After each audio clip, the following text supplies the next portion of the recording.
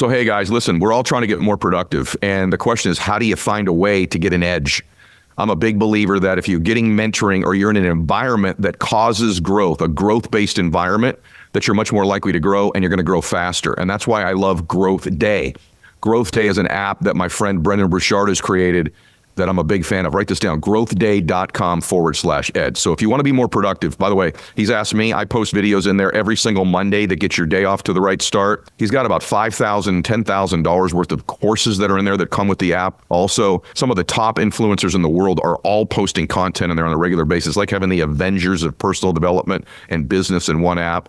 And I'm honored that he asked me to be a part of it as well and contribute on a weekly basis, and I do. So go over there and get signed up. You're going to get a free, tuition-free voucher to go to an event with Brendan and myself and a bunch of other influencers as well. So you get a free event out of it also. So go to growthday.com/ed. That's growthday.com/ed. The media is not designed to inform or educate you. It's designed to startle you. If I startle you, you respond. We're in a place where people have so much unknowns. So what you want to do is take chaos and understand what's really going on. If recovery is not available in the moment, you have to make it a priority later. This is very hard for top performers to do because we're so kind of seduced by the performance part of it. When you do the thing you're afraid to do, you take away the power that fear has over you. It doesn't mean it goes away.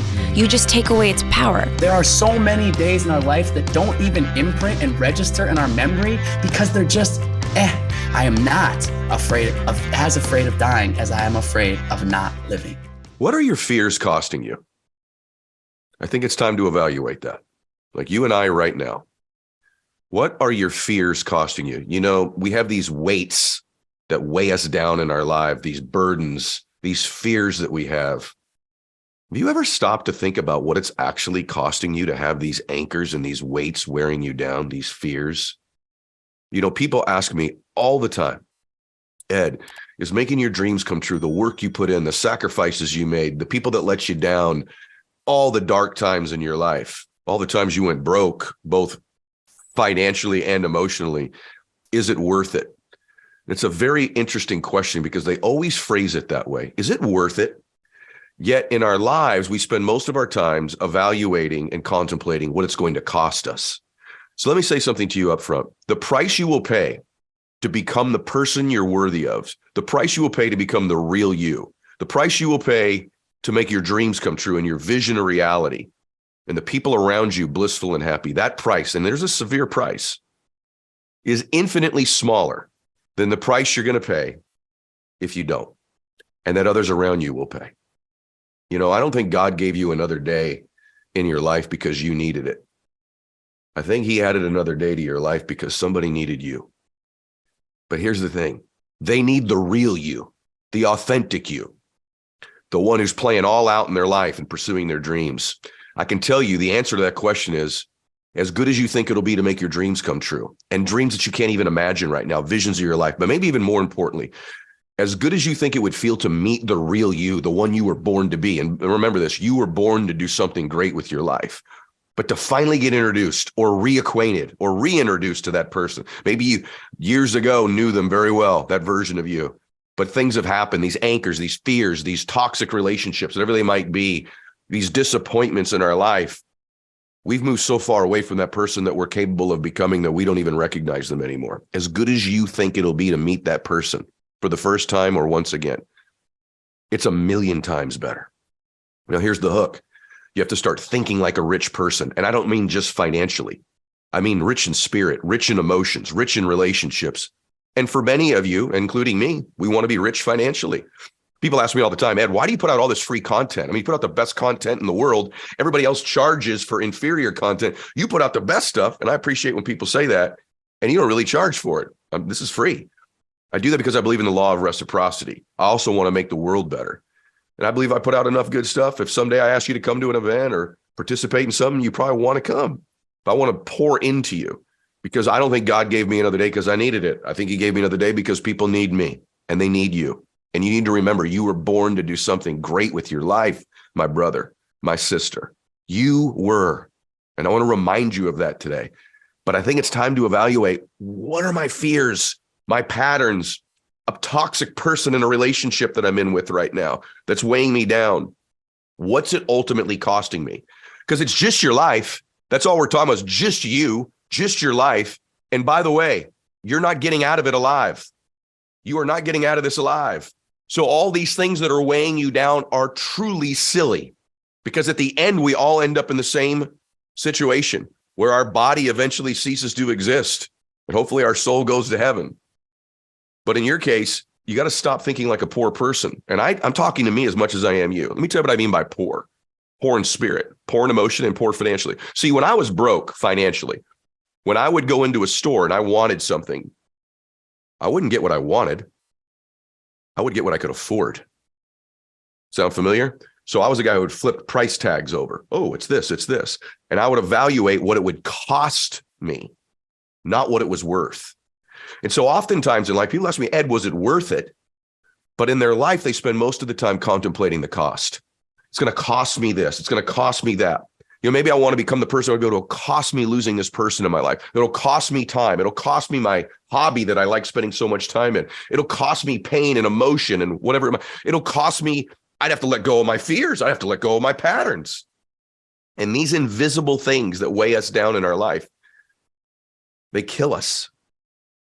And so there's a lot of walking dead in the world.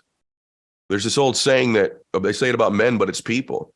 Most people die 75 or 80 years old, but they really stopped living at 21 or 22 or 23 years old. We just don't put them into the ground until they're older. Too many people are walking around like this, and maybe you relate to it. Maybe you relate to a percentage of it. These fears, these relationships, these things we worry about, these invisible boogeymen, what are people going to be thinking about me? Do you want to get to the end of your life? And if someone asks you honestly, how did you live your life? Do you want to answer truthfully, scared? I lived afraid I wasn't good enough, afraid I wasn't worth it, afraid of what other people would think about me, afraid to lose people around me that didn't even love me or care about me or want me to be my best. I lived my life afraid. Or at the end, you want to say, man, I maxed out my life. I got all the emotions, all the memories, all the achievements, all the richness in every area out of my life. I maxed out my life. Well, I can tell you this, if you hold on to these anchors much longer, it's going to keep costing you. And the longer you do it, see, even these things, sometimes what holds us back is our feeling bad about things we've done in the past that we're not proud of. And we use these memories as weapons against ourselves. We stab ourselves with it over and over, or someone who's cheated on us or made a mistake. We use them as weapons against ourselves. And that's what you need to be asking yourself, whether it's worth it. Is it worth it to make your dreams come true? Is it worth it to change? Is it worth it to grow? You bet it is, 1,000,000 times better. Because when you make your original dreams come true, you don't understand the ripple effects of all these other things you can't even think about right now that happen. When you meet the real you, it's spectacular. You have to remember this. You can't love yourself, everyone here, man and woman, macho man, and every single buddy listen to this, okay? You can't love yourself if you don't even know yourself. And you can't know yourself if you're not truly being yourself. And these anchors cause us not to be us. I'm personally haunted with the thought of getting to the end of my life and never meeting me, never getting introduced to me. I want to meet that man. I'm interested in who he is. And I want to do the things every single day. Because once I got wealthy and I was rich and I went into a store, I didn't look at price tags anymore. I looked at whether it was worth it. And I got what I wanted.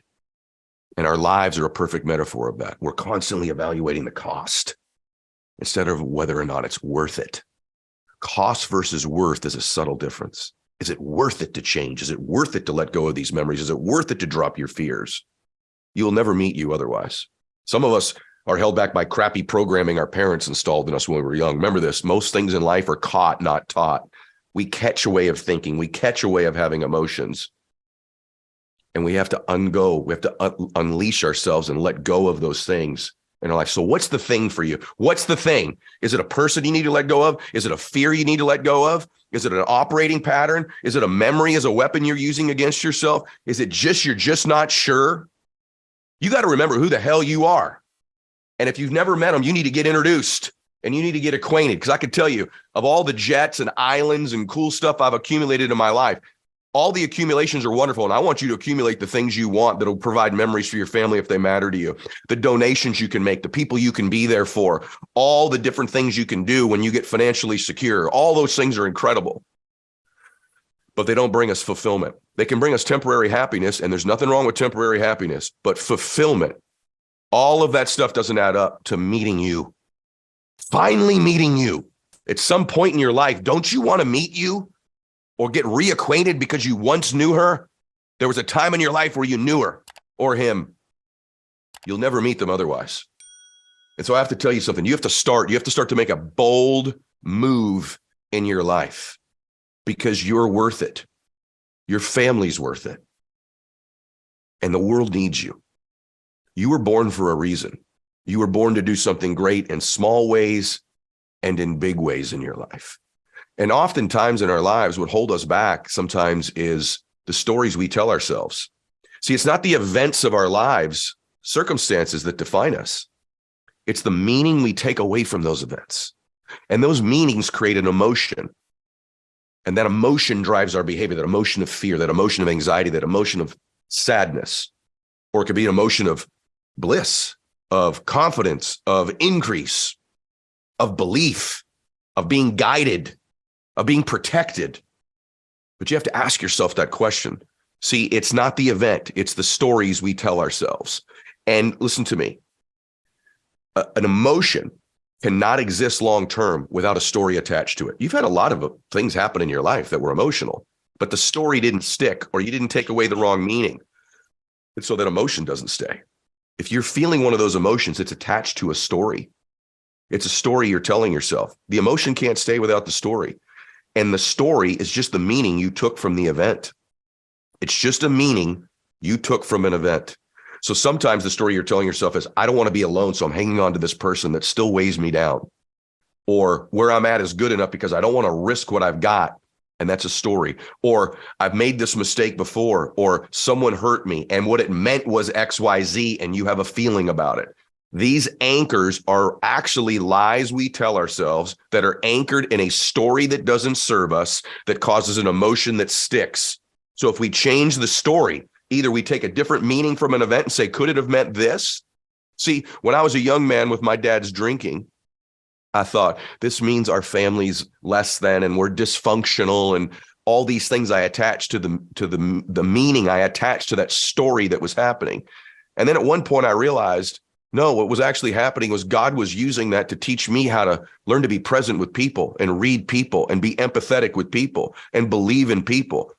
And that God was using that story for me. When my baseball career ended, I was injured. It probably ended a career that would have ended anyway, quite frankly, but I was a pretty good player. And when I got injured, I remember thinking, man, this is my only dream in my entire life, right? God doesn't answer prayers, right? This was my prayer to do this. Right? The meaning of this is I just was never good enough. The meaning from it was it just wasn't meant to be. I wasn't meant to be somebody. I wasn't meant to do something great with my life. And I attached all these meanings to what was a pretty traumatic event. But I could have attached the meaning of that time that God's got something bigger in store for me, that there's something bigger and bolder for me. And that Ed Mylett I thought I was not going to be a baseball player, but the Ed Mylett I thought I was could be this other person who contributes to millions of people's lives.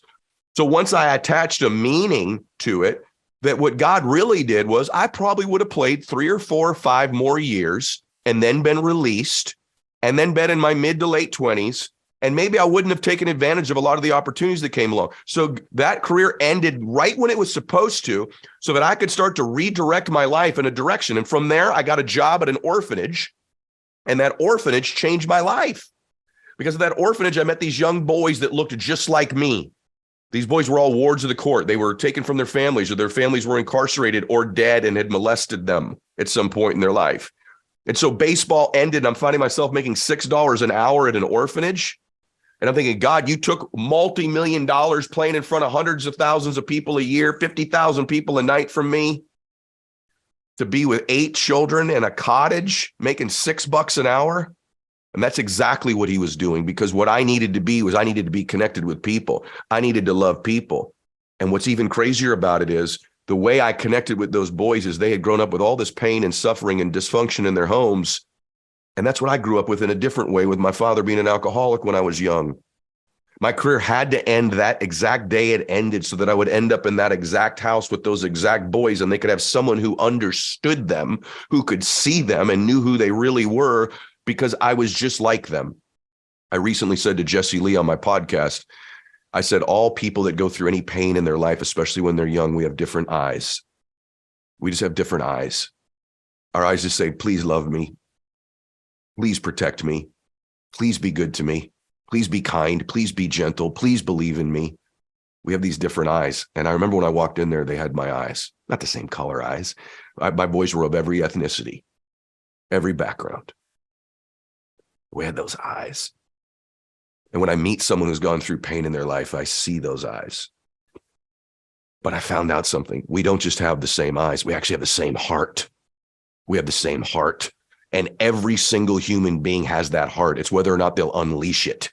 Unleash the real them, release the real them, or will they continue in their life to suppress the real them and settle for this less than version of them because they've created a bunch of stories and a bunch of fears and a bunch of relationships in their life that they hide in these stories, they hide in these emotions, and they never unleash the real them.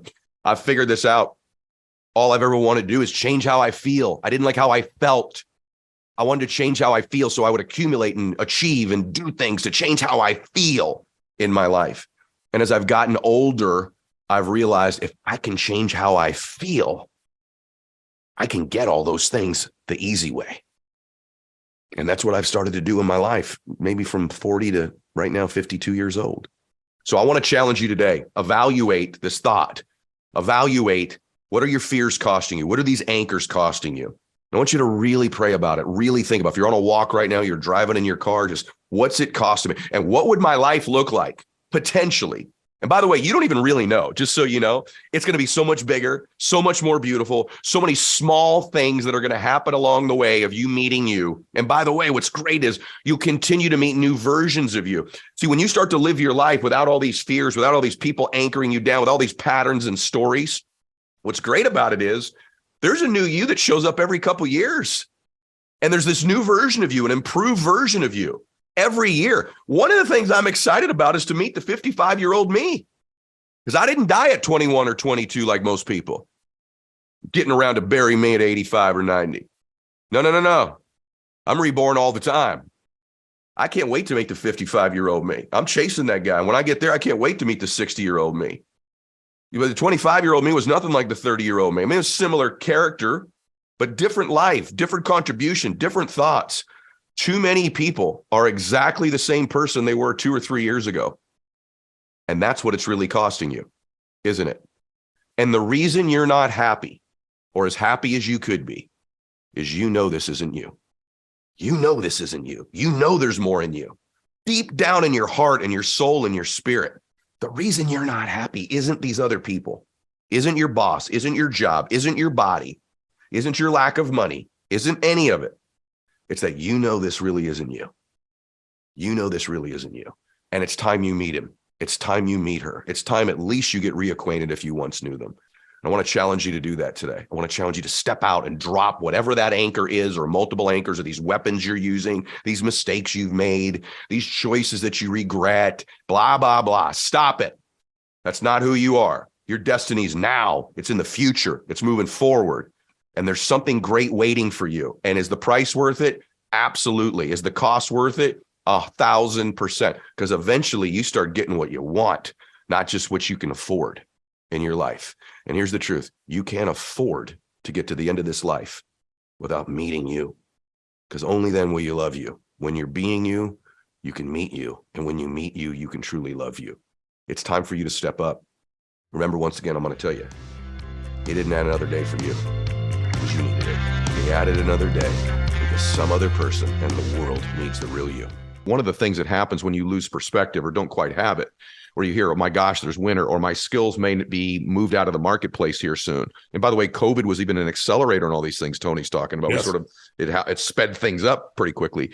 Yes. Fear is a big deal for people. And you get asked this all the time. I do as well. So someone's listening to like, okay, I'm inspired. I've got some perspective, but I'm afraid.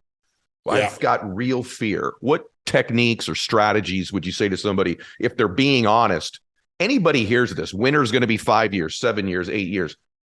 That's a scary thing for anybody to hear. And so what would you say to someone with fear? Well, you don't have to manage. You got to stop thinking of yourself as managing your circumstances and remind yourself that you're a creator of your life experience.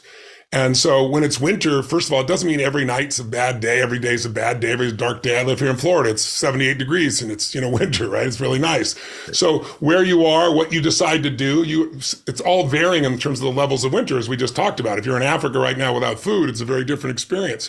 But I think the other part for people really is you got to understand there's two choices. There's fear and there's faith. And as simplistic as that sounds, I ask people, what's the difference? And they get confused. And I said, it's really simple. They're both made up. No one knows for sure what the future looks like. And by the way, when I say the 7 or 8 years, it's not all just tough economic times. There's going to be a confrontation with China. Maybe there'll be a cyber war. Maybe someone will turn off your electricity. But there's zero question we're on target for that. If anybody wants to get a better understanding, they can read some of Ray Dalio's work on the changing world order and understanding what's happened over 1,000 years of history. But the point of the matter is it's not all dark. That's number one. But number two is, what's the difference between fear and faith? They're both imagination. But fear is imagination undirected. It's like weeds, just grows automatically. Faith is you decide to be certain, you take action, you follow through. There's no guarantee of anything. There's no guarantee. I mean, people run around with a mask and they walk outside and get hit by a truck, right? It's just like we think somehow that we have a way to bulletproof ourselves. What we do is increase our probability. And what you really want to do is, so you have no fear of the future, is you want to add to your skills and your ability, including your emotional fitness. I don't mean intellectual fitness. I don't mean, when people talk emotional intelligence, it's a nice thing. But the reason I use fitness is you can be a smart person and not be smart, right? You can have great capacity and not use it. So emotional intelligence is a capacity. But fitness is a state of readiness. You and I are both fitness buffs, right? So it's like we train ourselves so when the challenge happens, we've got the strength and the power to deal with that challenge, whether it be psychological, physical, or anything else. So you got to learn to direct yourself and train yourself to have certainty. And that's a huge part, as you know, that I do with all my seminars, because most people are living in uncertainty. What makes somebody a leader is they find certainty in a world that's uncertain. Yes. Even if they're not smart, some people follow somebody just because they're certain. They're like, they know what's going on. When people are uncertain, they look for somebody who's certain. Well, if you can develop that certainty, not based on enthusiasm, but based on a clear plan of how you can take advantage of winter, where winter becomes your best season, then the fear will disappear. But you've got to train your nervous system on a daily basis, because here's the problem today. The media are not bad people. They're good people, but they're doing their job. And what are they rewarded for? Catching eyeballs. Yep. It's like, people say we're an information society. I always tell people that's such bullshit. The information society died a decade ago. There's too much information. We're drowning in information. We're starving for wisdom. And we all know when it comes to the media, they get paid by getting your attention. And so if there's a commercial comes on, your child may die of drinking water, film at 11, people tend to look in because of the negative bias, the survival bias of the human brain. Or clickbait. What is clickbait? You click on it, the article doesn't even match it. But once you click, they get paid. So today, the media is not designed to inform or educate you. It's designed to startle you. If I startle you, you respond. Well, most people, that follows them. It's in their pocket. It's around them all the time. Now, after COVID, where people thought they're going to die by breathing, and now we're finding out a lot of different truths that we didn't know back then. And, then you throw on top of that an economy that looks incredibly difficult. Most people alive don't remember or never experienced inflation. I started my business when interest rates were 18%. It was 18% right now. People are marching on the White House. They're like freaking out because it's 7. Yeah. So we're in a place where people have so much unknowns. So what you want to do is take chaos and understand what's really going on. You and I have talked about this before. I've got 5 kids and 5 grandkids. I think about these jobs disappearing in the next 15 years, and how do I prepare my kids and grandkids? You do it by understanding those 3 skills you and I have talked about. 1, anybody that's the best in the world at something has pattern recognition power. They see things other people see as chaos, and they go, no, this has happened before. This is how it works. And they're allowed to anticipate where it's going instead of reacting. It's like playing a video game against the child. The child always wins. It's not because they're younger or faster. It's because they go boom, boom, boom, boom, boom, because they played this game so many times. You shoot and you're dead in 10 seconds. Your next turn's after 30 minutes of their play, right? So they know where all the bad guys are. They can anticipate, not react. Well, losers react, leaders anticipate. So if I can recognize patterns, if I'm good in investment, I recognize investment patterns. If I'm good in business, I know business patterns. And if I'm good in my own life, I start realizing, there's patterns that get me angry and patterns that get me excited. And I learn to direct my own patterns. The second step is learning to use those patterns. And the third step of mastery is when you start creating them. That's what a great musician, that's what a great business person does. They recognize patterns, so they're not reacting. They use them, and then they start creating their own. And those three skills, very good. Well, if you get those three skills, it won't matter what jobs change. You'll be a dominant player because you'll see what other people don't see. It's the fear comes from the unknown. So that's why I'm a student of history. When you study history, you can say what's happening right now happens about every 80 years like clockwork. Yep. And it's you can read 1,000 years of Roman history and see about every century the same cycle. And once you know that, it gives you an unshakable feeling. You go, okay, I know what this is, and I know how to take advantage of this, and I don't need to be fearful of this. But then you still have to manage your mind, and you still have to make sure you cut off the media's influence, because some people are saturated in that. And, whatever you feed in your brain is what you're going to experience. I want to ask you about that too. By the way, just want to remind everybody, because you could be at any point in the podcast, if you go to jointony100.com, you can get 5 free days with Tony. I can't believe I'm saying that out loud. 5 free days with Tony Robbins. That would be, 25 years ago, I wish you were doing that for me back in those days. It's just unbelievable that you're doing this. But plus you get to do it from your home. You don't have to travel and do anything else thanks to Zoom and everything. It's pretty awesome. It's so awesome. First things first, I talk a lot about peak performance. You make a distinction in the book between optimal performance and peak performance. So any of you listening to this that are leaders of groups or just, want to perform at a high level consistently, I think this distinction is really powerful. So give us the difference. Yeah, absolutely. And it really came to me as I left the military, and people were asking me a lot about peak performance. And what I realized was I wasn't comfortable with the term in defining what Navy SEALs or spec operators do. And the reason is because peak is, at least to me, peak is an apex. And it's an apex from which you can only come down. And it usually has to be planned for and prepared for and scheduled. So, for example, the professional athlete or the NFL player, uses the entire week to prepare and plan to peak for 3 hours on Sunday, right?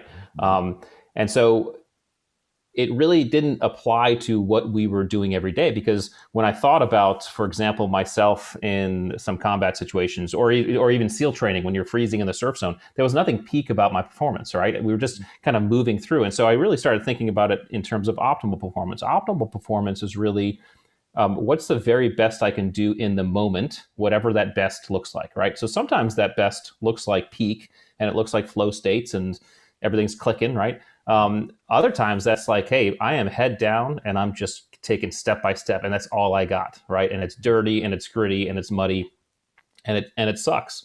And that's really, in my opinion, it's not only spec ops. I try to take all the stuff I learned in spec ops and apply it to life, but that's really what life is. I mean, life, it's unrealistic and probably unhealthy to try to peak at all times during life. It's just not going to happen, right? So optimal performance allows us to be comfortable with this modulation and be comfortable with the fact that sometimes if you're just head down, just taking step by step, just grinding it out, that's okay. You're actually performing the best you can, right? And I would say the COVID, 2020 for all of us, I would imagine that most of us in 2020 didn't say that we were performing at our peak for most of 2020, right? We were doing the best we could. And it's really just a more realistic, more practical way to think about performance, I think. That's real world stuff. As I reflect on it, I think about the most successful people I know, or the people that perform at a high level. Really, the key is they do it more consistently than other people. They do it under pressure, which we're going to talk about in a little while as well.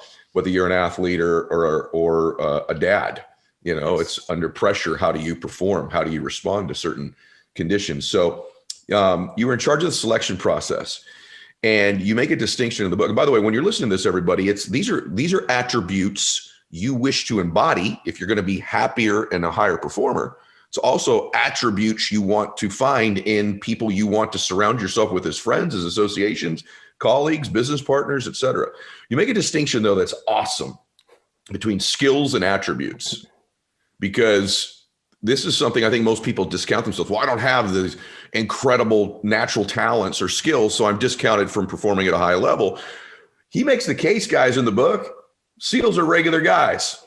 And I have to say, I've got to know a few.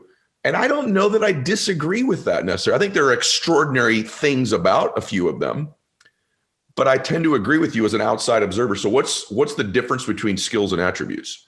Yeah, it's a distinction that I had to make when I was running the assessment selection, because our particular program, we were bringing in very experienced SEALs, and we were putting them through our process, and we were still getting about a 50% attrition rate, which is natural and okay. But the problem was we weren't able to effectively articulate why.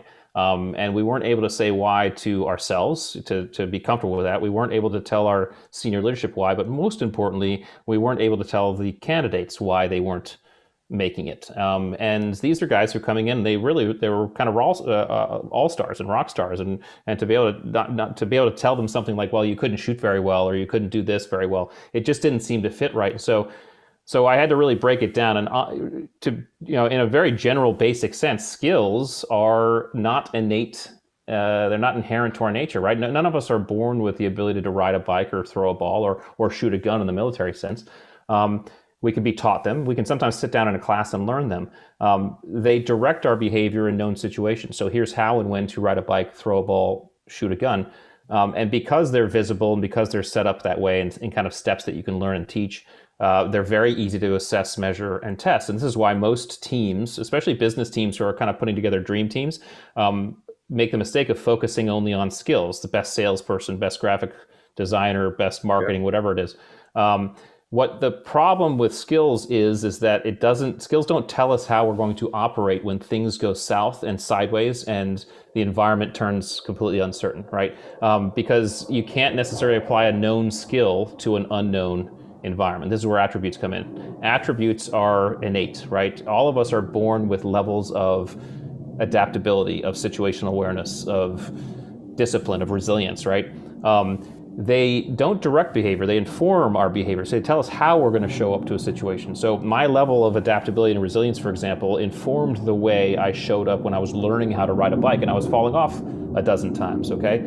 Because they're hidden though, and because of their background, they're very difficult to assess, measure, and test. And the most visible and visceral environments that you can see these things are in environments of challenge, uncertainty, and stress, which is why the laboratory I had, which was SEAL training, and whether it's basic, whether it's BUDS or the SEAL training I was running, it's all about throwing guys into challenge, uncertainty, and stress. It was just showing these qualities. And I always joke, when I take it back to BUDS, which is basic underwater demolition SEAL training, the basic course for a guy to become a Navy SEAL, you spend hundreds of hours running with boats on your heads. You spend hundreds of hours PTing with 300-pound telephone poles and freezing in the surf zone. And, over a 20-year career, I've been on hundreds of combat missions, and I've done thousands of training evolutions, and never on any one of them did I carry a boat on my head or a telephone pole on my shoulder, right? So what they were doing to us in BUDS wasn't training us to be a Navy SEAL, right? It wasn't teaching us the skills to be a Navy SEAL. What it was doing was just teasing out these attributes. It was seeing if we could do the job, right? And so this is where we have to start thinking about making distinctions when we're putting together teams, and even in our own performance. Our performance, especially in challenge, uncertainty, and stress, is driven by these attributes, and that's really important to know. Well, I think also when I hear that, I think of so many things. I think of even with our own children. And we're always evaluating their skill set, but if they're really going to be flourish in their life, why not help them identify what their giftedness or attributes are from what you call it? Then I'm thinking of all the people I've recruited into different businesses I've had. And I think, you get these people with these perfect skills, perfect background. You're like, they're going to just crush this. And they're such a great speaker. They're going to be great in sales, except you don't know how they're going to respond under pressure. That's right. Failure. And it's these attributes. And I have seen people with, frankly, far lower skill levels with exemplary attributes, long-term have this optimal performance. I always use Tom Brady because people think I'm a whack job, but I think of Brady, not tremendous skill set, but some of these attributes that you write in the book, I was actually thinking of him from an athlete standpoint. Yeah. Give us a little bit of a gift. There's 25 of them in the book, guys. When you were selecting, and I'm sure all 25 were important, were there two or three that really were requisite or stood out that were, you really looked for in people? Because I don't want to give away the entire book. Yeah. But what are a few of them that you could share with us that are attributes that are they're almost mandatory for optimal performance? Well, so first, so I answer that question because I know people are curious. But the first thing I want to caveat is that the list of attributes to be a Navy SEAL is going to be different than the list of attributes required to be an athlete or a salesperson or a teacher or whatever, right? So that list changes. So it's incumbent on you as a team leader or a leader, if you want to understand what attributes you need for your team, to figure out what that list looks like. Sure. And this is how we also position ourselves properly in the environment, right? Sometimes some people have a better makeup for being a nurse than they have for being a Navy SEAL, right? And that's because of the attributes they come to the table with. If we were to talk about BUDS, SEAL training, I would say the most important attributes are the grit attributes. So you're talking about courage, perseverance, adaptability, and resilience, and then probably the drive attributes, which, there are 5. There's self-efficacy, there's discipline, there's open-mindedness, there's cunning, there's narcissism, which we can get into that later if we want. Narcissism is an attribute. Narcissism as an attribute, yes. Okay, no, you're not doing that later. I got to know this. That's fascinating to me. Yeah. Cunning and narcissism. Just give me a little flavor, then you go right back into that. Absolutely, yeah. So, and it's the most asked about one anyway, which is good. It was probably one of the most fun to write. Let's start with narcissism. Narcissism is obviously a pejorative word, and narcissistic personality disorder is a bad thing, right? The DSM-5, which is a psychology Bible, will state 9 criteria, which will define. I think if you have 5 or more, then you have narcissistic personality disorder. However, when you read those 9, what happens is, when I read it, I was like, wait a second, okay, I don't have that, but sometimes I kind of have a little of that, right? Mm-hmm. And it really kind of made me think about why I became a Navy SEAL in the first place, and think about when my friends would talk about why they became Navy SEALs. Certainly we were patriots. Certainly we loved our country.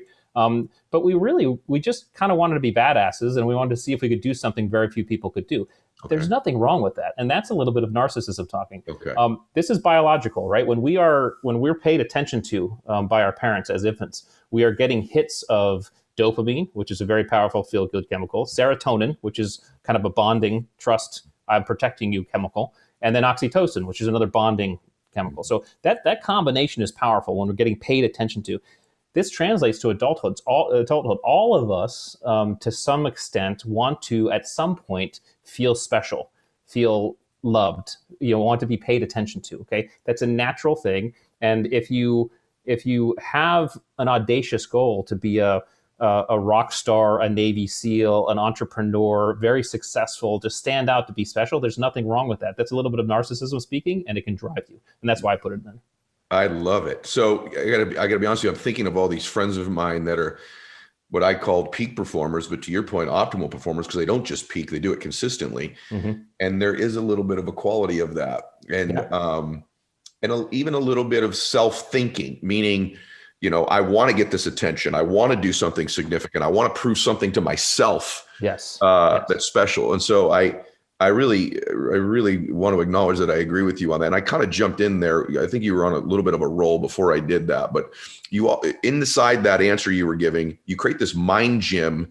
You also talk about resilience. I'm surprised that wasn't what you went to first, but obviously it's where you went, but resilience was one of them across the board. Is it not? It is, although we have to recognize resilience is just the ability to bounce back, right? You still have to get through it first. But you make a distinction in the book. I'm not interrupting you, but you make a distinction. It's not just, you make a distinction about how you bounce back, when you bounce back. I'd love for you to go into that a little bit, because this is huge. When you get rejected in sales, if you get knocked down, that's fine. Oftentimes it's the length of time you lick your wounds. That's right. So could you talk about that? It's one of my favorite parts of the things you teach, because I just believe it's so true and it's subtle. Almost nobody would make this distinction other than someone like yourself. So speak to that a little bit. Absolutely. So resilience is the ability to get knocked off baseline, right? And then get back to baseline, which is extraordinarily important in any factor of human development, whether it's weightlifting, whether it's physical, whether it's mental, whether it's environmental, right? So just to give another distinction, we were also really interested in what's called anti-fragility, which is a great book by Nassim Taleb, right? That's the ability to get knocked off baseline. When you come back, you're stronger, right? You've shifted your baseline. To be able to do either, all right, you need to have the ability to reflect appropriately and for the right amount of time. And so the example I give in the book, which you probably enjoyed, was a former CEO of mine used to tell us what his grandfather told him, which was the 2-minute rule. And basically the 2-minute rule was this: anytime that you have something bad happen, okay, something negative, bad, it's awful, it's horrible, you have 2 minutes to wallow, to mourn, to do whatever you need to do. Okay. After that 2 minutes, you stop and you get back on track. You're back in it. Okay. Same thing happens when anything good happens, right? Any big success or all that stuff, promotion, whatever, 2 minutes to rest on your laurels, pat yourself on the back, feel like you're the big man or woman, get back to normal, and then get back to baseline. So it's a mental exercise to help get back on baseline. Now, obviously, certain trauma, it's going to take more than 2 minutes, but I think the concept still remains. To be able to reflect enough about something that happened and ask the right questions, or so frame it properly, allows us to get back to that baseline and many times grow from it and then move on. And this is the crux of optimal performance and, in fact, growth, because we can't grow, we can't move on until we can't take those steps unless we shed that trauma. I think this should give people hope. I think some people think they're weaker than they are. Sometimes they're like, I get knocked down. And guys, this is a guy who led and selected the biggest group of badasses that walk the planet. He's saying they get knocked down. The question mark is, can you get back to baseline, or an anti-fragility? Can you get even better than baseline? And there is a time factor. Mm-hmm. So those of you that are knocked down or get knocked down, you need to begin to evaluate how quickly this 2 minute rule and however that manifests itself for you, because we all do. But I do feel like, and I would say I don't have a lot of attributes, but one of mine has been the pace at which I get back up to baseline or then eventually exceed it. And in Mind Gym, what you created, I guess, in the SEALs, mm-hmm. It sounds to me like you believe resilience can be developed and built, that it's, even though it's an attribute, it can be expanded. True or false? And how do we do that? Absolutely true. And so the idea is develop a working relationship with our brain, which was really the kind of the goal of the Mind Gym, was to help guys begin to figure out this gray matter between their ears and try to access that and more proactively use that, gray matter. Because again, we're just from a basic standpoint, I mean, we, and our nervous system, which is, it's all connected, which we all know, but, the sympathetic response versus the parasympathetic response, this is active doing something versus recovery. Recovery is one of the key elements required. In fact, probably the key element required in any type of resilience or anti-fragility. You have to take time to recover. We know this intuitively. When you lift weights, you tear the muscle, right? The only way you grow muscle is to rest. Okay. If you lifted the same weight every day, you just keep on tearing, you'd go into entropy. So you have to tear it, and then you have to allow it to grow back, which is what recovery is. Accessing or kind of understanding our neurology a little bit better allows us to more actively and proactively shift into parasympathetic and initiate some recovery more effectively, more often, and in some cases on demand. And that was really the key kind of goal of the Mind Gym, was to begin to teach guys how to do that more effectively, more efficiently, and more quickly. So I used to call, sometimes, recover in between gunfights, because honestly, resilience, we talk about the 2 minute rule, and this, and I think a lot of your audience knows this. When you're really kind of performing at a high level, whether it's optimally or peak, whatever that looks like, sometimes the situation, the environment doesn't allow for recovery in the moment. Okay. And so you can watch any war movie, right, where the guy's next to his buddy gets shot, and you'd spend the next 2 minutes while the guy's, in the movie, is crying over his buddy and mourning. All that. That doesn't happen in the real world. You don't have time to mourn. You have to win the gunfight, right? Mm. Which means it's incumbent on us, and obviously combat's an extreme case, but it's incumbent on us that if the recovery is not available in the moment, you have to make it a priority later. All right. So if you're in the moment and something bad happens, and you're just like, okay, I got to block that out, and I'm just going to move forward and make this. I got to finish the mission. I got to win the fight, finish the mission. Once that's all done, you need to go back and you define time to recover. This is very hard for top performers to do, because we're so kind of seduced by the performance part of it. We love breaking through, we like getting through. Yep. But recovery is huge. Just think of it in the terms of, if you don't recover effectively, it's like you're benching 3 times a day every day, right? Yeah, I've seen this take out more people than most people realize. I've seen people have really good careers and whatever it is they do for a window of time, and they don't recover. They don't recover. Then what happens is they're fatigued and they make huge mistakes, or they fry. They just fry out. Yeah. And so this is a huge thing. By the way, I don't know that we've done an interview that in 20 minutes has had this much stuff in it this quickly. I think everyone, this is like crap, like, you know, pulling over the side of the road and writing things. But on recovery, is there anything other than sleep? Because sleep's the go-to. Right. Any other things you'd offer? Say, hey, this is a recovery technique. Well, some of the quicker ones can be breathing. And I know you've had Dr. Andrew Huberman on. I was thinking of him when you've been talking. It's like, well, and he and I have been, well, and he's in the book. He and I have been friends now for 4 years, and we've been working on a lot of this together. And so so a lot of my neuroscience comes from just geeking out with him and hanging out with him and his friends. But you know, breathing techniques. So we can do certain breathing techniques will help us shift into parasympathetic. There's vision techniques, which Huberman talks about. Open gaze, for example, real fast way for your audience. Open gaze is just it's different than focusing. Instead of focusing on something in front of you, just go soft and start noticing your peripheries. Right, that open gaze has been proven to start shifting your nervous system into parasympathetic and start going that way. So those are some micro techniques. A little bit more macro techniques is really start to think about anything that produces relaxation and joy in your life. Think about doing more of. Okay, this doesn't have to be meditation. Some people like meditation. Meditation I find difficult personally, and so I had to find different ways. For me, my meditation is I go running. I go running in the woods here in Virginia. I don't wear headphones. I don't time myself. And I just think, and I just let my mind wander, right? That is recovery for me. Visualizing is a hugely powerful technique because the brain, if you visualize correctly and deeply, the brain doesn't recognize the difference between real experience and visualized experience. So you can create the same neurotransmitters and hormones that you would in the real experience just through visualization. So for example, I have two boys. They're teenagers now, but when they're babies, they used to nap on my chest, right? Such a wonderful feeling as a parent just to have your kid sleeping on you. And what I would do sometimes is I would just visualize that. And as I visualize that deeply, all those feelings would come back. All those chemicals would be flooding me.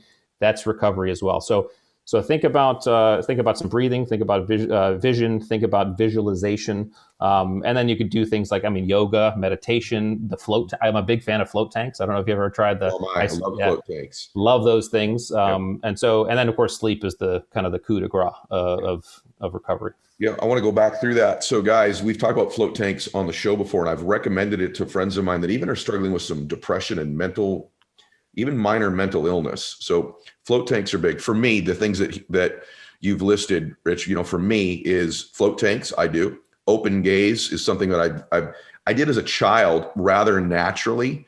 And so it's something I go back to. And the visualization stuff that he's talking about, guys, you can almost call it like awake dreaming. And it's something that I do. And one of the things is I'll repeat the same ones over and over again that had given me a previous good feeling. So for me, it's a very random moment in my life that when my daughter was a little girl, we're on a boat and she asked me, Daddy, can I drive the boat? And she sits in my lap, and just the way my little girl felt, I had my arms around her. It was a little bit windy and cold. And it was like one of my favorite moments of my life.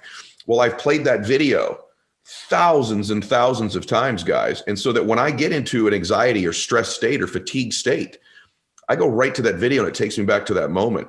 I do it, guys, with silly things. Like before I do my labs, my blood draws with 10 vials of blood, I'll look away and I go back to the boat with Bella and I, because it's become reflexive. Mm-hmm. Those neurotransmitters, those synapses have been so connected now that I can go there anytime I want. These are real things that you can be doing to recover. And also to perform at an optimal level. I love that you talk about this because it's very rare. I'm listening to you, I'm thinking, were you a little bit, pun intended, fish out of the water in the seals, the way you talk and think around the other guys? Not every dude I know is like you. So what makes a leader? It's a tough question, but one thing's for sure, a true leader leads by example, and a true leader takes risks too. They plunge into life with determination. For those who lead by example and those who approach life with a palpable passion, there's a Range Rover Sport. Each model has a well-appointed cabin that brings a sense of occasion to every drive, and its cocoon-like interior creates an engaging and supportive journey with features like active noise cancellation that filters out unwanted sound, making the cabin of your Range Rover a sanctuary. An optional PM 2.5 filtration that helps reduce odors, bacteria, and allergens, while CO2 management enhances the wellness of everyone on board. There's also configurable cabin lighting to curate the mood of every journey, and an optional 22-way adjustable heated and ventilated electric memory front seats to bring a hint of refinement to every exhilarating drive. Range Rover is a symbol of high adrenaline and high achievement, where dramatic design meets distinctive sporting character. It truly redefines luxury with dramatic modernity. Explore the Range Rover Sport at rangerover.com/US/sport. All right, pants I'm wearing, pretty comfy, fit me really well. Can't show you quite on the camera here, and if you're on audio, it wouldn't matter anyway. Guess where I got them? Quince. I've been elevating my style and not breaking the bank, which I don't like doing on clothes. So with Quince, I get high-end, versatile pieces at prices I can actually afford. I'm sure you'd like that as well. You can upgrade your style, snag killer luxury essentials. Quince has all the must-haves like Mongolian cashmere sweaters from $50, iconic 100% leather jackets, comfortable pants for every occasion. The best part is Quince items are priced 50 to 80% less than similar brands.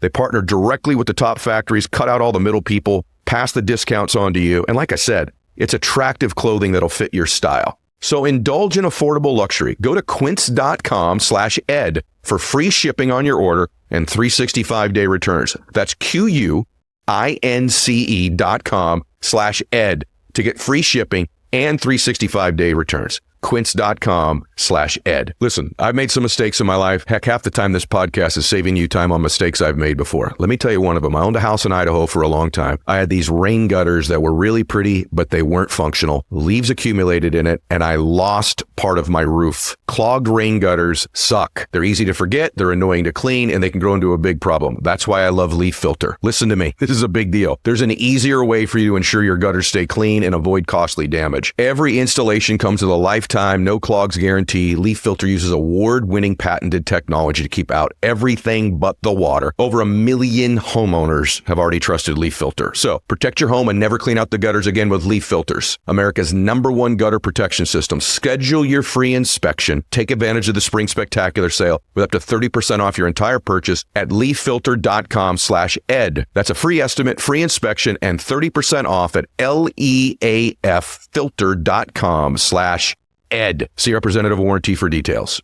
The fear thing, let's talk about that because this is content of the book. I want to give them some of the stuff in the book because I want them to know how good this is. There's a disease we all suffer from called fear, but you illustrate what some of the symptoms of that disease are, so you actually know whether you're suffering from it. So what are a few of those symptoms that you have in here? So most of the time, people think about fear of like anxiety and like, their stomach does a backflip and they're scared, right? Their heart's beating, they've got a panic attack. I've experienced it so many times. But there are other symptoms of fear that show up and you don't necessarily realize that they're fear. Things like perfectionism, comparisonitis, FOMO, but I like to call FOMO not FOMO like fear of missing out, but fear of missed opportunity. Yeah. So when you're scrolling, we just talked about this. You're scrolling social and you're like, oh man, like that person's getting all the likes and the follows and they're growing their business or they are featured in the media and you're like, oh, that should be me. And then this other voice comes in, I can't do that. They've already done it. So then you spiral down comparisonitis and then perfectionism and then analysis paralysis, which is another symptom of fear, where you're like, oh, there's just so many options, so many people doing this. They're already doing it. I'm not as good. And then you've got imposter syndrome. And then it's like, you know what? I'm going to wait. I'm going to wait till next month. Maybe I'll have a better idea next month. Maybe, and then next month comes around. You know what? I'm going to wait until maybe Friday. And fear's whole job is to keep us exactly the same. So it's going to sneak in and it's going to tell us all of these lies. And we can either listen and negotiate with fear. You're right. You know what? I'm going to wait till Friday because Friday seems like a much better day for me to do that first Instagram Live or for me to start the podcast. It'll be much better then. I'll feel better. Maybe, I'll get this great, brilliant idea. What I have learned over a lot of experience of being seen when I was absolutely petrified to do so in every way, shape, and form, and every single symptom of fear screaming at me in the back of my mind, don't do it now, don't do it now, is that if you can learn how to talk to fear and embrace it and put your arm around it and understand and know that you're not going to be fearless. You're not going to be able to kick it out of the car. But if you can drive with it there in the passenger seat of your car and do the thing with it there anyway, you take away the power that it has over you. Ooh, really good. So I'll tell you a story, Ed. Okay. So this is really when I learned how to talk to fear for the first time. And it's with one of our friends, Lewis. So that was the first first mastermind that I ever did was with Lewis Howes. And I was in this mansion in Malibu. It was like my very first experience learning from somebody, getting mentors. I was like, this is amazing. Like, I love this. I am vibing. I am here. I am outside of my comfort zone, but I love it. Lewis comes down and he's like, all right, everybody, we're going to go to the second floor because I've got a surprise for you. And I'm like, oh, yes. I love surprises. Let's go. I'm like down. We walk up. And I see all of these buckets of ice in front of us, like these big tubs of ice. Now, this is way before anybody was doing cold plunges. Okay, so now everyone that's listening, you scroll your Instagram now, you will see 85,000 people doing cold plunges. It's very trendy. At this point in time, no one was doing this for fun. And I see this lady pouring these buckets of ice into these tubs, and I'm like, oh, that's a lot of beverages for this party. I literally did not understand what was happening. And he's like, we're going to do ice baths. And Ed, I had a panic attack. Like full on, full body. I'm sure you've had, I have anxiety sometimes, full on crying, tears. I don't know what it was about that, but I did not want to do this. And so I sat on a bench and I watched all of my friends get in the ice bath, very scared, and get out of the ice bath like they're like a phoenix rising from the ashes, like a different person. And I'm sitting there watching all these transformations happen, and I'm still crying, and I'm still not okay with this. And fear is saying, you can just tell them that you're allergic to cold or whatever. You know, I was negotiating with myself why I didn't have to do it. And then I had this thought, and I was like, how do you want to feel tonight when you get in your bed? Because no matter what, you're going to get in your bed tonight. Like, no matter how uncomfortable you are today, whether you do it or not, whether you sit in the ice bath for 2 minutes and it sucks and it's so painful, or you don't, you're going to end up in your bed and it's going to be 2 seconds later. And are you going to be proud of yourself for what you did today and how you showed up? Or are you going to feel like, man, I should have just done that. I should have just been able to withstand the uncomfortableness for 2.5 seconds. So I was like, you know what? All right, I'm going to talk to fear. And at that time, I was reading this book called Big Magic by Elizabeth Gilbert. I know the book. And in the book, she says, go on a road trip with fear and talk to it and put it in the passenger seat. So I'm sitting there in this robe in my bathing suit because I was going to take the photo, but I wasn't going to get in the ice bath. Okay. So I'm like, all right, fear, shut up. I'm like, shut up. I'm going to do this. And I'm like, you're going to sit there and I'm going to drive and you're going to come and you can yell at me and you can tell me that this is not okay, but I'm going to tell you that you're not in charge here. I am. I love it. And I drove. Me and fear, we drove together into the ice bath, and it sucked, and it was painful, and I hated it, but I sat in there for 2 minutes, and I got out of the ice bath, and Ed, do you want to know what I did right after I got out? I got back in again. You did it again. Oh, wow. Because this is where I learned, when you do the thing you're afraid to do, you take away the power that fear has over you. It doesn't mean it goes away. You just take away its power. I got to tell you, I wish I knew you when I was younger. This idea, here's the brilliance of that. I want to say something. I want to acknowledge when something's unbelievably, like I got goosebumps right there. Look at on my hairless arms. I got goosebumps. When you actually put fear with you in the passenger seat, you actually separate you from it, and you actually begin to understand that that is not you, that it's an outside influence, and you begin to separate yourself from it. I'm going to say something I've never said out loud before right now, since you were that vulnerable. When I was really young, Tony Robbins saw me speak. And he actually said to me that day, he goes, I think you may be the greatest speaker I've ever seen. And this is when I was young and raw. And then he goes, let me correct that. He goes, you're the most talented speaker I've ever seen, but there's things you would need to do to improve. Come to my event. And I come to this event, and there's a fire walk. So it's my version of the ice bath for you. And we're in the line, and I'm terrified. Now I'm watching hundreds of people walk down this fire walk, the burning coals thing he does. I'm watching all of them do it. I can't believe I'm telling everybody this, but I think it'll give you hope. And I'm getting more scared and more scared and more scared. But you got your peer group. They're like, you can do it. You can do it. Yep. And it felt like, I'm in an Adam Sandler movie. And I finally get up there and I lost state. Fear took over. So I started to do it and my feet start to burn halfway through. And I jump off. And I get off about a quarter of the way down the hot coals. I get off and I was like, oh, they're like, you can go back again. And I go, okay. And I pretend to go to the back of the line and I left the event. You did? I left the event. I was gone. it was the first night of a 3-day event, and I left it. Wow. And I let fear kick my ass. And that kicked my ass for about 3 years because I got into bed that night, because you are going to get into bed. And I got into bed that night. Here's what's crazy. The event was still going on in the hotel when I got into my bed, defeated, and let fear kick my butt. That's right. I tell everybody that story for 2 reasons: to illustrate how brilliant and right you are, and 2, to give you hope. If maybe one of the top people in the world in personal development at one point couldn't walk down Tony Robbins' firewalk and left the event, and now I'm doing what I do with you now today, you ought to have hope if you've had some of these events in your life where fear beat you, that it doesn't define you long term. That I ended up being, arguably the Tony Robbins of this generation, or one of them. And I couldn't even do his 50-foot firewalk, and I left his event. That ought to give all of you hope. And then she's given you the strategy. Jen just gave you the strategy. You had a piece of content, I think it was this week, that's brilliant. I want to ask you, because I think this is a fair question. How do you distinguish between when something is fear and your intuition talking to you saying you should not do this? So how do you know it's not intuition instead of fear? This is a tough one because fear is really sneaky, and it's a really, really, really good liar. And it'll come in and it'll convince you like, oh, no, this is your intuition. You really shouldn't do this. What has helped me, and this has helped me every single time, I heard this from somebody and I don't even remember who it was. I wish I could quote them. I don't remember who told me this, but I was really battling through, is this in my intuition? Is this like my gut telling me that I should do this thing or I shouldn't do this thing, or is this fear? And the question is that I ask myself now is, whose voice is that?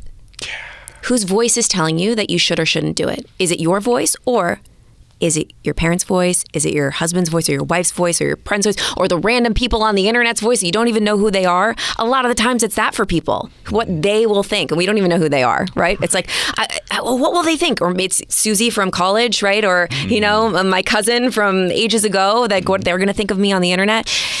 And we care so much about that. And it's a normal human experience to care what other people think. We want to be liked. We want to be approved of. We want people to say good job. We do, and that's okay. And if you're sitting here listening like, oh, that's a bad thing, I don't want to care what people think, we're going to. Yep, I do. Yeah, we all do. But here's the thing. We don't want to wake up. I love how you think about death often. I don't want to wake up on my deathbed one day, my 100th birthday, and say, oh, I let all the random people on the internet or people that I didn't care about dictate my actions. And I let the fear of what they would think of me override my gut intuition of what I knew I was meant to do on this planet. And so I ask myself, is it my voice, or is it the voice of somebody else? So good. And when I hear my own voice in there, you know your voice. But when I hear like, oh, that's my husband Chris's voice, and even though I love Chris and I care so much what he thinks, and this is for everybody with a partner out there, like I've done it before where I have made lots of decisions based on somebody that I was in a relationship with and what they would think of me. But now I know better, and I'm like, that's Chris's voice. Chris, that was your voice telling me that I shouldn't, but my voice, who I will be proud of myself at the end of this night when I get in my bed and I look up at the ceiling. I'm like, did I squeeze all the juice out of the lemon today? Did I do it all? Did I lay it out all on the field, or did I phone it in today? As long as I listen to my voice and I stay true to who I am, I'm always okay with myself at the end of the night. So good, Jen. I love this idea of we're going to get into the bed at the end of the day. So I have time on my wrist. Yeah. So I tattooed this on my wrist, not because I wanted a tattoo. It's my only tat. And it's actually fading off, which is crazy. I don't even know how that happens. But I tattooed this on my wrist to remind me that no matter what, time never stops. Gosh. Discomfort is only temporary all the time. No matter what, we're both going to end up tonight in our bed. This interview is going to be done. No matter what, no matter if it was amazing or if it was bad or if it was scary or if we were uncomfortable, no matter what happens today, this too shall pass. You will end up in your bed. But the person that you become through the uncomfortable moments, through the wins, through the losses, through the hard times, through the ice baths, through the firewalks, through all the stuff, the hard conversations you have to have, or maybe, oh my God, the face plant that you made in front of all of those people, no matter what, you being able to withstand all of that stuff and get into your bed at night and understand, wow, I can do this. No matter what, I'm going to end up here. That's what powers me through. That's what makes you who you are. And that growth that comes with that, that's permanent. Okay, if you're driving your car right now, just check the miles per hour because you're going too fast. I can just tell you. You get that fired up listening to somebody, so just slow down a little bit so that you don't run off the road. That's so good. You're such wisdom for such a young woman. It's like, I wish I had it when I was your age because it's profound what you're saying. You strike me, it's interesting. You have such modern information you give, yet you are sort of counterculture to the modern world. In the sense that you do live, I do sense this about you, that you do live a simple life, that you do take time for yourself, that you aren't chasing every shiny thing that comes your way. I think that makes you very, very unique. So you actually hit on one of the questions I had to ask you before we leave, because I think it holds so many people back from becoming this hero, from revealing their genius, which is fear. And so just talk a little bit about how you do lean into fear every single day. So there's a chapter in the Everyday Hero Manifesto called Hug the Monster. Mm-hmm. And it starts with a story, and there's a Grand Master walking up a Himalayan mountain leading a crowd of people, and they're going to this great temple looking for great answers. And as they go higher and higher, more people start to follow the Grand Master, and they go higher and higher, and more people start to follow this little movement up the mountain. Mm. Once they get to the temple, Ed, they notice there's a courtyard. And before they can get into the entryway to meet the Supermaster, they see there's 3 violent dogs on leashes. So the group starts to move into the courtyard, but all of a sudden the dogs break free of their leashes and they start running towards the group. They start to run faster, and all the other people start running down the mountain terrified. The Grand Master, who is leading them, does something very interesting. He starts to smile, and then he yawns, and then he starts running towards the dogs. And the dogs start running even faster. Grand Master picks up his pace, looks at them, starts running even more quickly. Yawns again for good measure. Dogs run even faster. He runs even faster. Now he starts to dance, a little tick-tock dance along the way. Eventually, these dogs get frightened because they feel his power and they run away. And I think as human beings, we construct a reality of these straw monsters that have been taught to us. If you love too deeply, you will be hurt. If you build a great business, you will be attacked. If you try to change the world, cynics will laugh at you. I mean, our job is to take the stones that people throw at us and build monuments to mastery that stand the test of time. I mean, that's what the troll deconstruction is about. I mean, you're doing very well when you're being laughed a lot. Every visionary was initially ridiculed before they were revered.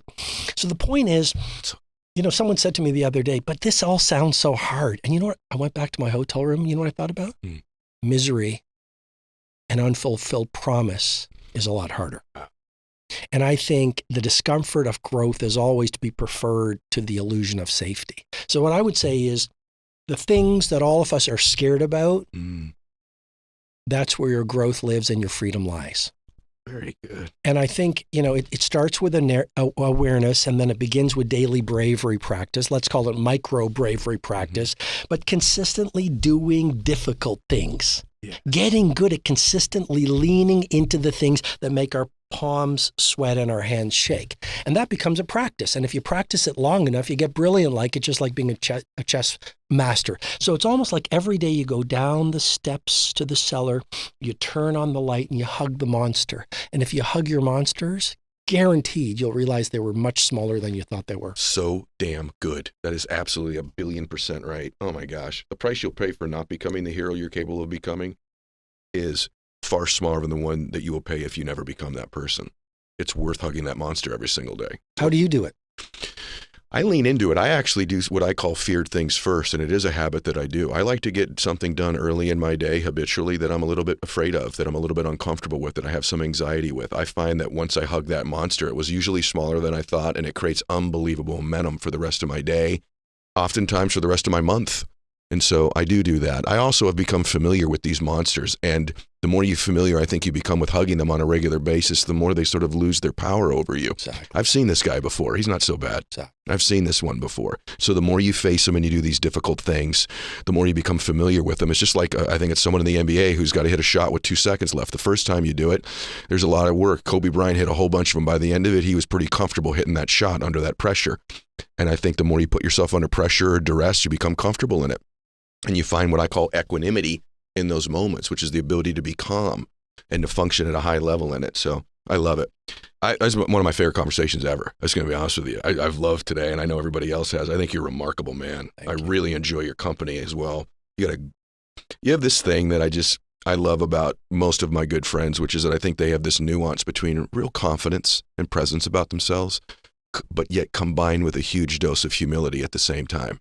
I think people that have a ton of confidence but don't have humility, sometimes it's off-putting. And they're not curious enough to keep growing and learning because they think they know everything. And then our friends that have this tremendous humility, but they just never step forward with some confidence and build that hug the monster mentality in their life. Sometimes they're tough to be around too, but that combination is what you nuance that so well. I sense you're a good person. Thank you.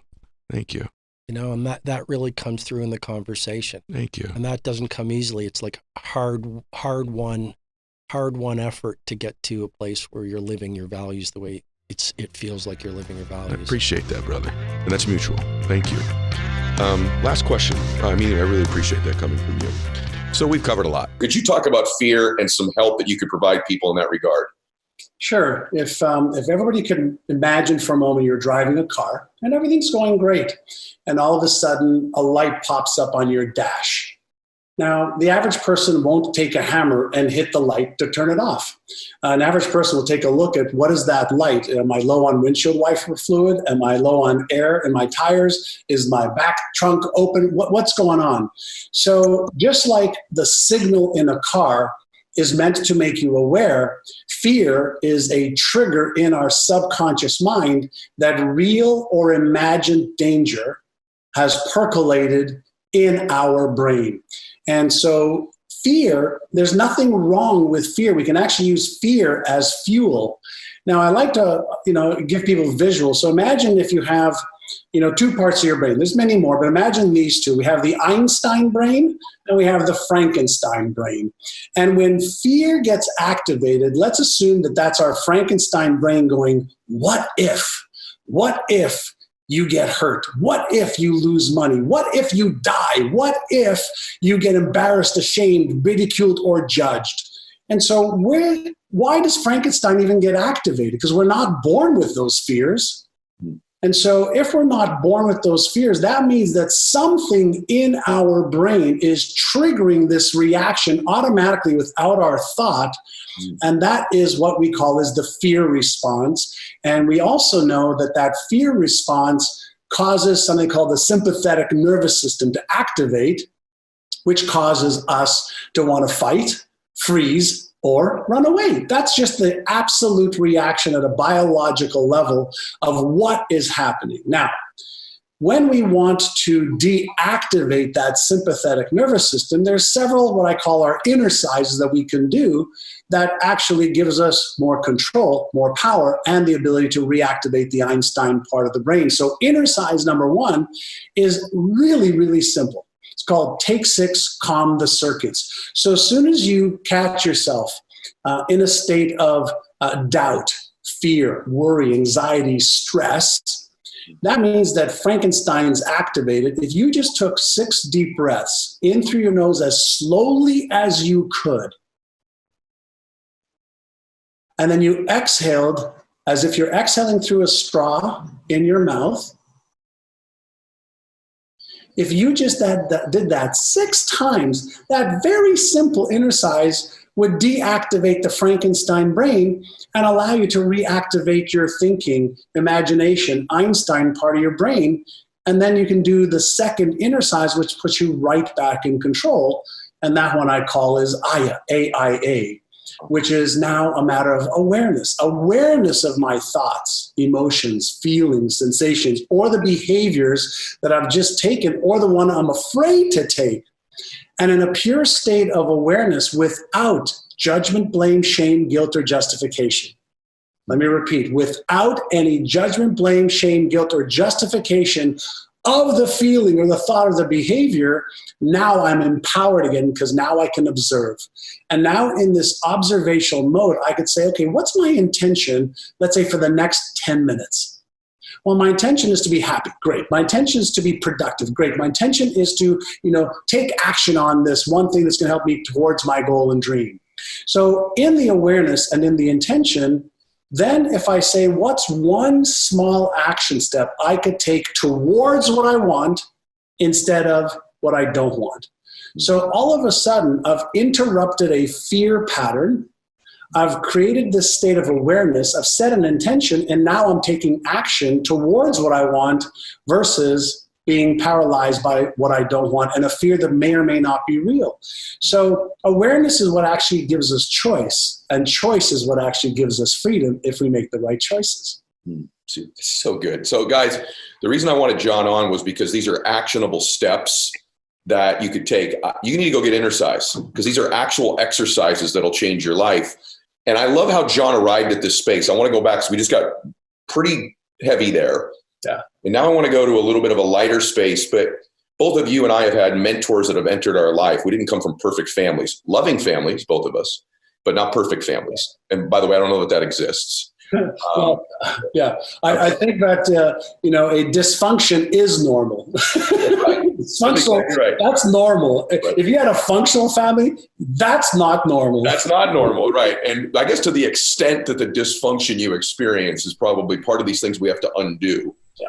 And we'll talk about beliefs in that regard in a minute. But you're this guy, Mr. Brown. I've heard about Mr. Brown for years. Yeah. But it's hard to imagine a man who's become a multi-millionaire. I mean, just so you know, John's built 5-6 different multi-million-dollar companies. One of them was up $4 billion in revenue. He's taken a company public on NASDAQ. I mean, he's a very accomplished man here. And I'm curious for you. I want to go through it because I think there's metaphors everywhere. So by the way, the reason I started with 30 and 50 is he's done that. And then when you did the 50 and 50, I'm like, bro, you're out of your damn mind, right? And then to go do the Conquer 100. But I'm reading about both of those last two. It's inspiring, right? But this time, like day 5, your shins start exploding, right? Like you're on day 5. Talk us through that. Did you think of quitting then? So two really cool things happened that took me a little bit of time to realize. I went into it knowing that you can't train for 100 consecutive. You have to adapt and evolve along the way. And I knew, look, the first 15 and 20 of these are going to be hell because you've got to get to the point where you're broken physically, mentally, and then push through that. And that's where everybody quits.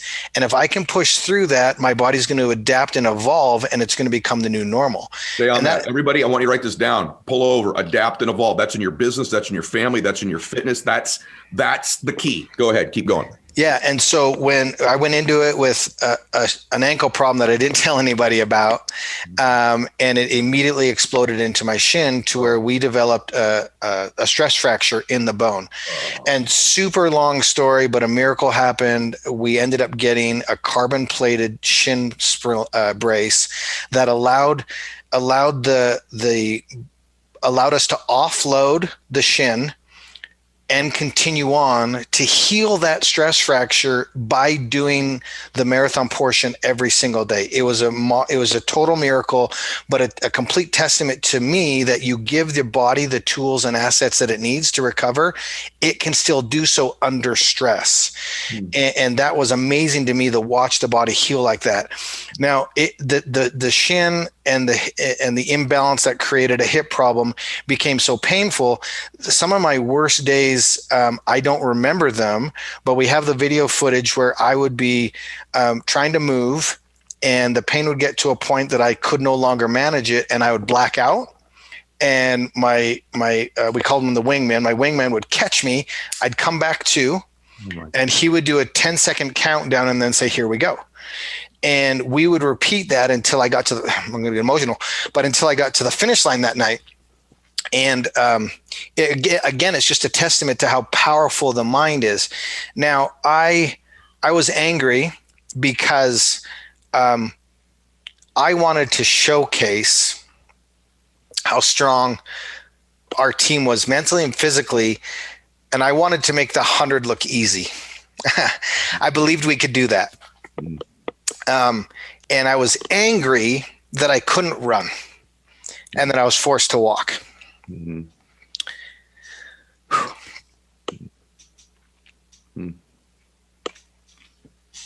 And it turned out to be the biggest blessing of the entire campaign. Why? My pain and discomfort forced me to walk. And every single day we had people from around the country fly in and locals to support us. And without fail, they said, I'm so grateful you're walking, because I wouldn't have been able to join you if you weren't walking. And I was hard on myself because I was like, look, I'm an athlete. I want to destroy this. And as I got deeper into it, I was like, I'm so grateful for this injury. I'm so grateful I'm walking, and my pain has turned into a blessing that other people can join and have an experience. And every single day somebody did their first 10K with me, or their first marathon, or their first full distance, or their first 100-mile bike ride. And every single day I got to experience somebody else's first. Wow. And it was humbling. And it was, humbling. Wow. I mean, by the end of this, you guys, a couple hundred people riding the cyclists with them. And I actually, for you, am grateful that it didn't look easy, because I think you connected, at least with me, watching you struggle. I'm on Instagram every night watching these videos when it was happening. And like, there were literally times for me watching you, like I'm in tears, like not wondering the next day, but it's one of the most, I don't even like to say one of the most, because when I say that, then I have to think of something that I think is more. It's just insanely inspiring. And I can't think of something mentally or physically I've ever seen close to this, because of the adversity, because of all the people that got caught up in it with you. Also, though, there's another element of this that, this idea of adapting, man, I'm just so glad that you said that for everybody's sake. But I'm curious, of all of them, the one time you did the 50 or this time, was there a moment where you're like, I'm out, I'm going to like you're literally blacking out, right? So that's insane to me. But was there a time when you just consciously went, I'm in too much pain, I'm in too much, because guys, these are icy roads, snowy sometimes. You imagine shin issues on a snowy ice. Oh my gosh. Like, was there a point, or are there lots of points where you're like, I'm out? Was there one particular, bro, where you're like, no, like this time I'm really out? So, my team is world class. And there's the core four of us. It's my wife, Sunny Joe, and then the two wingmen, Casey and Aaron. And they were the four of us, thick and thin, through the 50, and then I brought those boys back on for the 100, and they played massive roles. And Sunny is obviously the head of this entire thing. And we just know from experience that it's okay to feel. It's not okay to quit. It's okay to problem solve. It's not okay to quit. And it's okay to process. And I think that's what a lot of people don't do, especially men, is they don't allow themselves to feel and process before they hunker down and keep going. At no point in time was ever any of us saying, we're quitting, we got to be talked back into it. But every single one of us had moments where we just needed to cry, to feel, be supported, to where we said, okay, I've had my 2 minutes. I'm not going to dwell on it. We're going to quickly turn this around, and we're going to get back to work. And that's the reason the four of us are so strong together, because all four of us have that mindset. And I will tell you this, the closest that I ever came to even considering it was somewhere between 15 and 20, where we were at the peak of that pain, where I had a couple of days where I was blacking out. I don't remember portions of it. And I remember standing in the shower, and I kind of just shrugged my shoulders at Sunny, and I said, I don't know how many more days I can manage the pain at that level. Because when you've got 85 more days to go, that is it's so daunting. And when you're broken, it's hard to conceptualize what it's like. And I'll never forget what she said. She said, you're done today, and you don't have to do anything else. And all you have to do is now trust in the team get out of the shower, go lay on the table and let them take care of you. And then we will face whatever comes tomorrow together. Gosh, it's huge. And I think that's what a lot of people don't do is you've got this today's mentality of the people that do decide to show up, that it's like, I got to go in all the time. I got to go all in all the time. I got to hurt more than he does. And they don't take 2 seconds to reset mentally. And I can't tell you how important that was. And the valuable lesson that I learned was, you've done enough today to take 2 seconds and reset.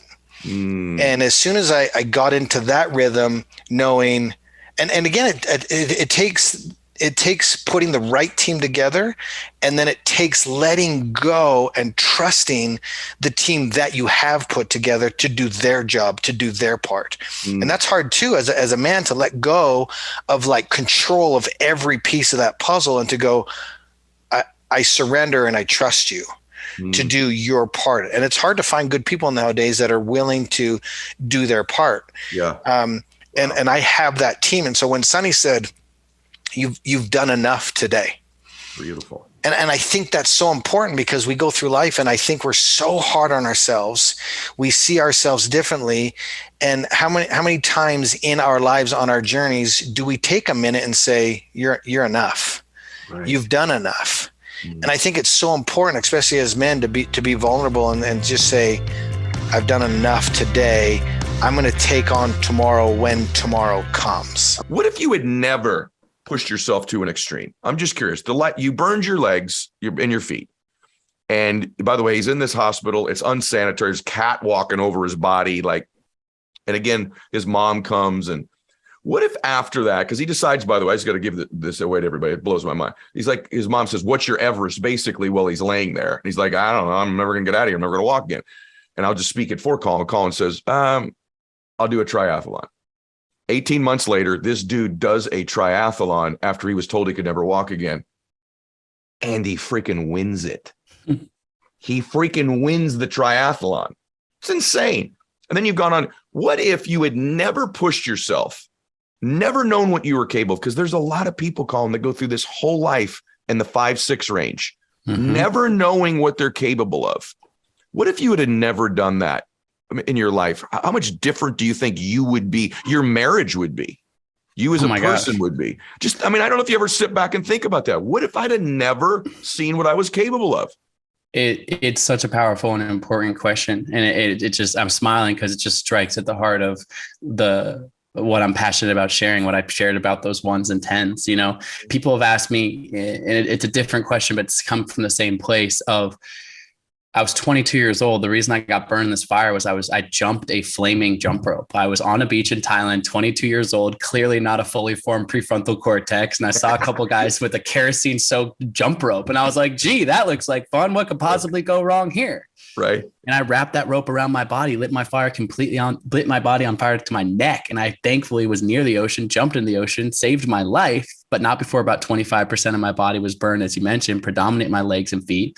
And doctors thought I would never walk again normally. And I spent months in rural Thai hospitals. I was in a wheelchair, all these things, right? And people have asked me, well, if you could go back in a time machine and whisper to your 22-year-old self, would you tell him not to jump the jump rope? Mm-hmm. And it's an interesting question, because the knee-jerk response is, of course, don't jump the jump rope. Don't light your body on fire. And I wouldn't wish the physical pain of that injury on my worst enemy. And I'll tell you what was worse than the physical pain was the emotional trauma, not only that I suffered. My mom, thank God, she saved me from that mess, but she also had to stare and see her child severely burned in a place where no one spoke the language, in the middle of nowhere, that she couldn't move, and the hurt that caused her and my family. So on one hand, I wouldn't want to cause that hurt to anyone in my family. But here's the thing. I learned some of life's most valuable lessons from the resilience gained to recover from that, from having that specific goal, at least for me, which was a triathlon. And so that's all to say, I sit here with 10 world records, and we're not talking about the 10 world records that I set before I stupidly burned myself in a fire and screwed up my entire life. Mm-hmm. I set those records after that burn. And I only could have walked across Antarctica if I had burned myself in the fire. And forget about the external achievement. I love that you brought up marriage into this. I show up for my wife with love and compassion and grace. And I don't always get it right. I'm not perfect. But I am a better person because I have sought out what the limitations and the challenges, and I've suffered some. And so it's a weird thing. I know, I know you were. I was just listening to your most recent episode with Eric, the hip hop preacher. Love that dude. What a guy. Yeah. And you're saying to him, he's like, he's been homeless. And he's been in the Four Seasons, he's been illiterate and he's got a PhD. Yeah. There is something about pushing the edges of what we're capable of in any given moment that teaches us so much about life. And that's why people ask me, even after I share a story about 5 of my friends dying, 5 of my friends died. There's not a day that goes by. I tear up often still 18 months later, thinking about the tragedy of that moment that I shared. And people sometimes ask me, they say, "Hey, Colin, aren't you afraid of dying?" I think about it. Yeah, I'm afraid of dying. I'm super afraid of dying. This life is such a gift. I am afraid of dying. But you know what I'm more afraid of? I'm afraid of not living. I'm afraid of not living. And just sitting there in that 5, day after day after day, and never seeing what you're capable of, and never seeing what you can create, and never feeling into your full potential, even if to feel into that hurts a little bit for a moment in time, those 1s, those 2s, those 3s. That is the juice of life. That's the spice. And the 12-hour walk, even the walk itself, is a metaphor for this experience. Guess what? If you walk for 12 hours, even if you take a ton of breaks, your feet are going to get tired at some point. You might be a little bit out of your comfort zone in terms of bring some food with you, bring some water. You might be a little dehydrated. You might get a blister on your foot. You might be tired. You might think to yourself, I hate being alone. This is uncomfortable. Yes, you are likely going to experience some 1s, some 2s, some 3s on that day. But how many 5 days over the last 365 can you not even remember? What'd you do last Tuesday? What'd you do a month ago? What'd you do 2 months ago? There are so many days in our life that don't even imprint and register in our memory because they're just because you're not alive. You're not fully living. You take this 12-hour walk, you are going to seek some discomfort. It is going to be challenging at times, but I guess you what? If I asked you a year from now, 5 years from now, 10 years from now, have you ever walked very far? You know what? 10 years ago, I did walk by myself alone in silence. It's not going to be a 5-day. You're going to feel some 1s, some 2s, some 3s, but every person I know to get back to their front door, every person I know that wakes up in their bed the following day with a few sore muscles, it's a 7, it's an 8, more often than not, a 9, a 10. Thank you. I felt alive. I am not afraid of dying as I am afraid of not living. Oh my gosh, Colin. Again, I just have to tell you, I'm so grateful I'm sharing this time with you, brother. I feel the exact same, man. Yeah, so brother, fun to be here with you. When you're talking, I think about this thing I say often, which is extremity expands capacity.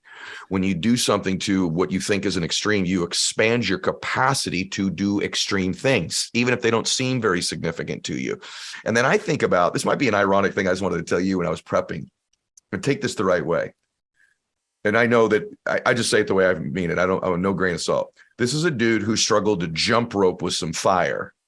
Right. I know you're a college swimmer, but it's and the same dude who couldn't jump rope with fire that almost ended his life is now doing world records across Antarctica, climbing peaks, doing the Grand Slam. So it's amazing. I think oftentimes we think, well, I'm not very good at something now, so I'll never be good at it. Well, this is a dude who didn't even jump rope correctly when he was 22 years old. I know there was fire with it and all that, but then to think that same dude is now the dude shattering all these records that literally no physical living human being has ever done before is a dude who couldn't get the jump rope thing right when he's 22 in Thailand. Do you ever think about that?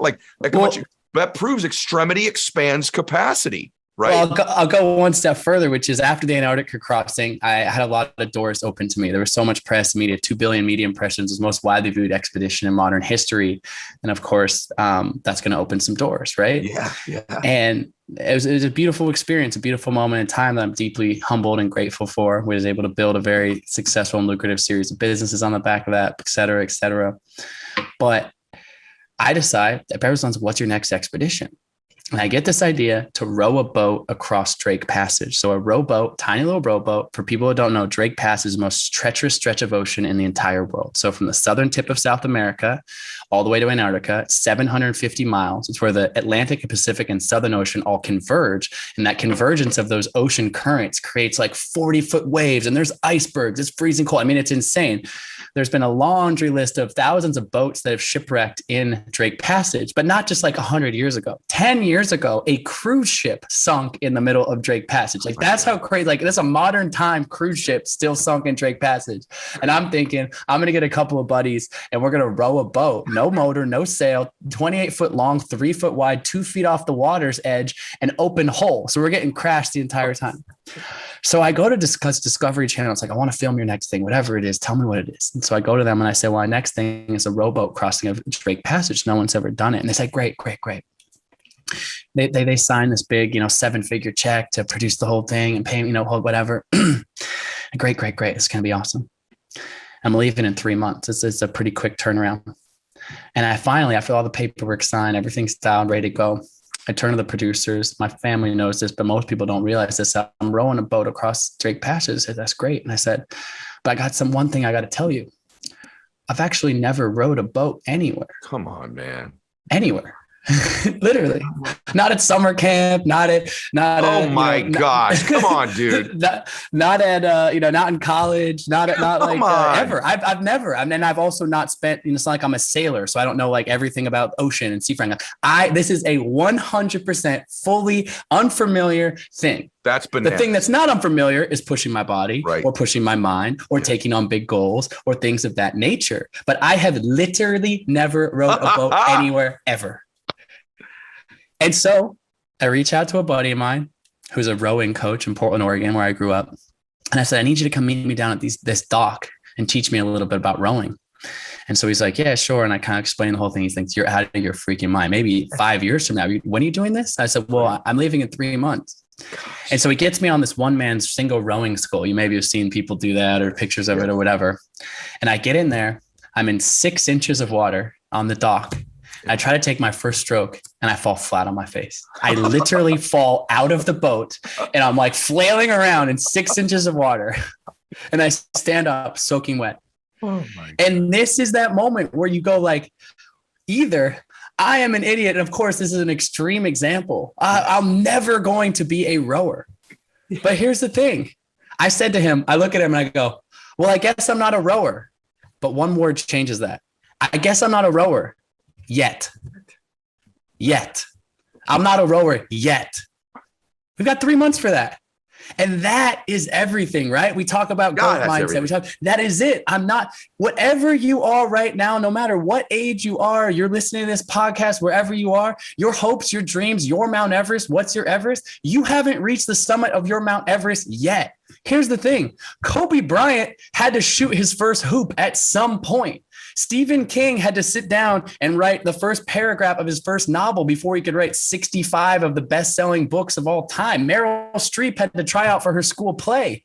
All of these people were not at the top of their game when they came out of the womb. But at some point, they chose to say in their identity, in their own confidence, in their own strength, in the story that they are writing about themselves, I am not this yet, but I can be and become anything I set my mind to. And 3 months later, I became the first person in history to row a boat successfully across the most treacherous stretch of ocean in the world. You can see the documentary Discovery Plus, as it's called, The Impossible Row, if you want to see me get bashed around in some crazy ass situation in the middle of the ocean. But we can be and become anything we set our minds to. And that's the truth. That's just unbelievable. And the way you tell a story and weave in the point, it's just so freaking good. I really do believe this too. The people that I know that are the most happy and successful, or just one or the other, have a lower threshold of how good or how prepared they think they have to be before they actually start something. And the people that aren't very happy or that aren't very successful have this massive threshold of what they think they have to know to just begin. And so they don't begin, to your point. Now that is rather mind-blowing. It's like Rob O'Neill was on my show, Kill Bin Laden. He didn't know how to swim weeks before becoming a Navy SEAL. Wow. Then I have you on and you're telling me I've never rowed a boat and you're doing something that freaking bananas. It just blows my mind, bro.